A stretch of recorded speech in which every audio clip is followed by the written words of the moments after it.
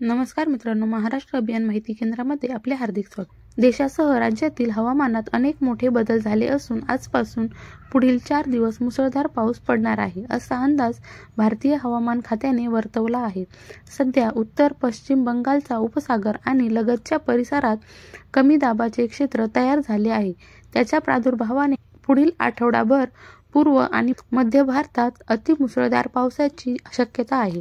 महाराष्ट्र, केरळ, तमिळनाडू, कर्नाटकात पुढील 2 ते 3 दिवसात मुसळधार ते अतिमुसळधार पावसाचा अंदाज आहे. यातच हिमाचल प्रदेश आणि उत्तराखंडमध्ये 20 ऑगस्टपर्यंत हलका ते मध्यम स्वरूपाचा पाऊस होऊ शकतो. दुसरीकडे जम्मू काश्मीर, लडाख, उत्तर प्रदेश आणि पूर्व राजस्थानमध्ये देखील पावसाचा अंदाज वर्तवण्यात आला आहे.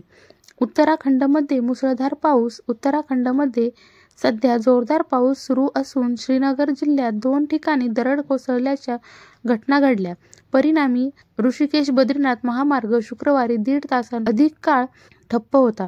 महामार्ग बंद झाल्यामुळे रस्त्याच्या दुतर्फा वाहनांच्या लांबच लांब रांगा लागल्या होत्या. केदारनाथमध्ये पावसाने अक्षरशः कहर केला असून अनेक ठिकाणी ढगफुटीसह सदृश्य पाऊस झाला आहे. या पावसामुळे आतापर्यंत अनेकांचा मृत्यू झाला आहे. शुक्रवारी लिंचोली दरड कोसळून 3घांचा मृत्यू झाला. गौरीकुंड केदारनाथ पदपथावर सुरू असलेल्या शोध मोहिमेदरम्यान लिंचोलीतील ढिगाऱ्यांमधून 3 मृतदेह सापडले आहेत. महाराष्ट्रात कुठे कुठे कोसळणार पाऊस.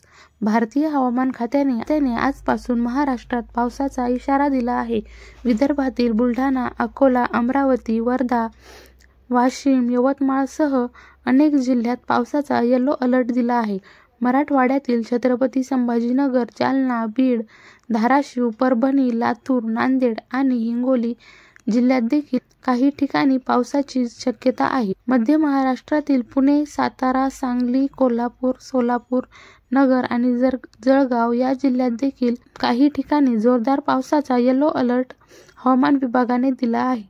व्हिडिओ आवडला असेल तर लाईक करा, शेअर करा आणि अशीच नवनवीन व्हिडिओ बघण्यासाठी आपल्या चॅनलला सबस्क्राईब करा. धन्यवाद.